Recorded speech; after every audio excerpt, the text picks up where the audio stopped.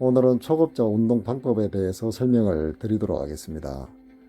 우리 구독자 회원님께서 초보자들은 어떤 식으로 운동을 해야 될지 질문을 해왔는데요. 이런 질문을 받으면 사실 막막합니다. 왜 그러냐 하면 우리 구독자 회원님의 몸 상태가 저는 전혀 알 수가 없잖아요.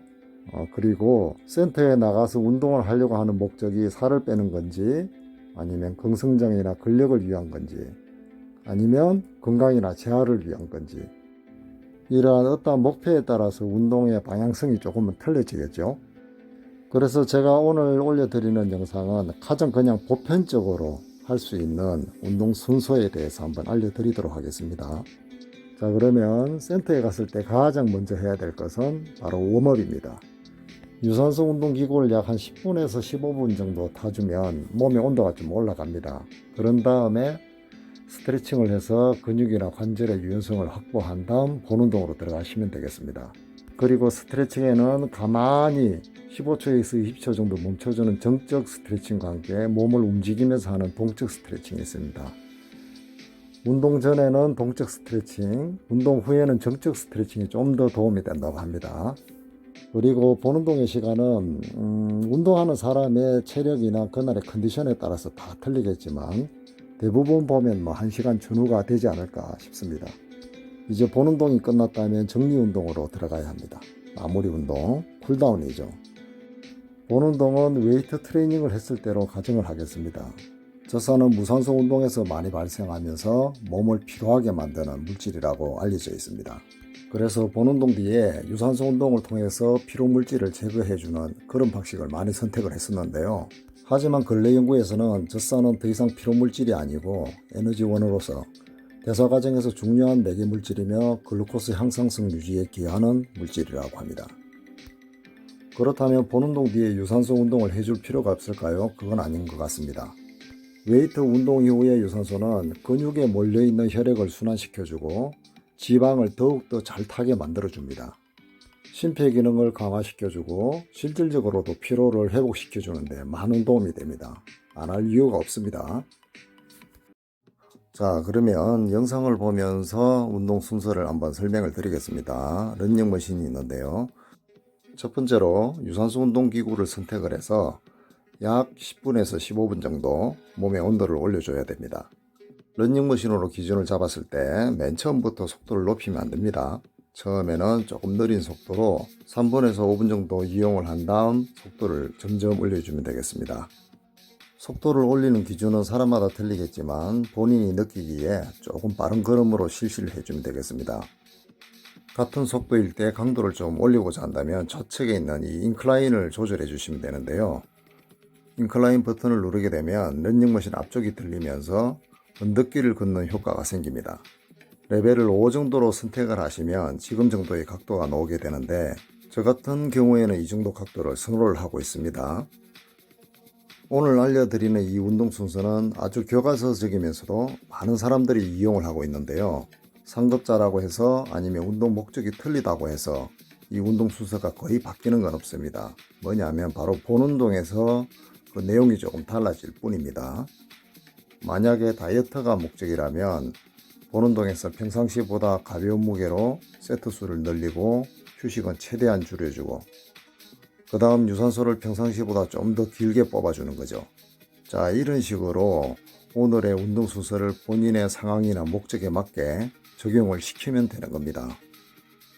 그리고 이 코어 운동은 뭐 운동 전이나 후 순서에는 별로 상관이 없지만 되도록이면 빼먹지 않고 해주시는 게 좋습니다. 많은 사람들이 아주 중요한데도 불구하고 빼먹는 경우를 상당히 많이 볼 수가 있습니다. 웨이트 트레이닝의 기본이 바로 이 코어에서 시작한다는 것을 아마 운동을 오래 했거나 상급자일수록 많이 느끼게 됩니다. 허리가 아픈 환자들이나 하는 운동으로 생각하는 사람들이 있는데요. 결코 아닙니다. 그리고 시간도 한 5분 정도만 투자를 하시게 되면 충분히 끝낼 수가 있으니까 꼭 빼먹지 말고 해주시는 것을 강력히 추천드립니다. 유산소가 끝났다면 이제 스트레칭을 한 다음 본 운동으로 들어가야 되는데요.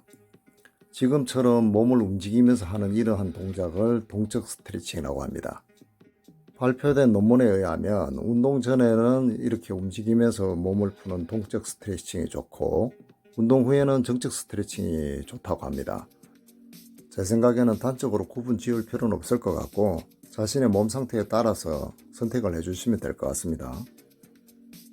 저 같은 경우에는 동적 스트레칭 외에도 지금처럼 정적 스트레칭과 함께 밴드를 이용해서 충분히 관절을 풀어준 다음 본 운동으로 들어가고 있습니다. 오늘 보여드리고 있는 스트레칭이나 운동 방법은 일일이 다 설명을 할 수가 없습니다. 운동 순서만 기억하시고 운동은 앞으로 하나씩 배워 나가시면 되겠습니다. 이제 본 운동 시작해 보겠습니다. 체스트 프레스인데요. 저 손잡이가 어깨 위쪽보다 올라가 있으면 관절에 무리를 줄 수가 있습니다. 손잡이를 가슴 중간이나 약간 아래쪽으로 향해 주게 되면 관절에 부담을 들어줄 수가 있습니다. 의자 높이를 조절한 다음 무게를 설정을 해줘야 되는데요. 자, 무게는 어떻게 하느냐 하면 처음 시작하실 때는 약 한 15개에서 20개 정도 할 수 있는 무게를 선택을 하시면 될 것 같습니다. 20개라는 의미는 저 밀어내는 동작을 내가 20개 이상 할 수 없는 최대한의 무게를 말을 하는 거죠. 근력 운동은 보통 3세트를 기준으로 많이 잡는데요. 첫 번째 세트를 끝내고 다음 세트로 넘어가기 전에 휴식 시간은 1분 이내로 짧게 해주시면 되겠습니다. 그러면 두 번째 세트에서는 20개를 못 할 수도 있겠죠. 그럴 때는 최대한 20개를 할 수 있게끔 노력을 하는 겁니다. 그리고 근력이 아주 약하거나 초보자인 분들은 어느 정도의 근력이 형성될 때까지는 이러한 머신을 이용하고 그 다음 프리웨이트로 넘어가 주시면 좋습니다. 손잡이 간격은 팔을 접었을 때 팔의 각도가 90도 정도를 유지해 주시면 좋고, 가슴이 너무 많이 스트레칭 될 정도로 뒤로 젖혀지게 되면 어깨에 부상 위험이 따릅니다. 조금 조심을 해 주셔야 됩니다. 그리고 이 가슴 운동은 상체 운동의 아주 기본 중의 기본인데요. 가슴뿐만 아니라 어깨 삼두, 거의 상체 전면부를 모두 발달시킬 수 있는 아주 중요한 운동이 되겠습니다. 다음 운동으로 넘어가겠습니다. 상체 전면을 했다면 이제 후면도 해줘야 되는데요. 바로 후면 운동의 대표적인 운동 랩풀다운입니다. 초보자분들 보시기에는 저 랩풀다운 발을 팔로 끌어내리는 것 같지만 실제로는 등 근육을 이용해서 저 발을 끌어내리는데요. 그 감각을 찾기는 쉽지는 않을 겁니다.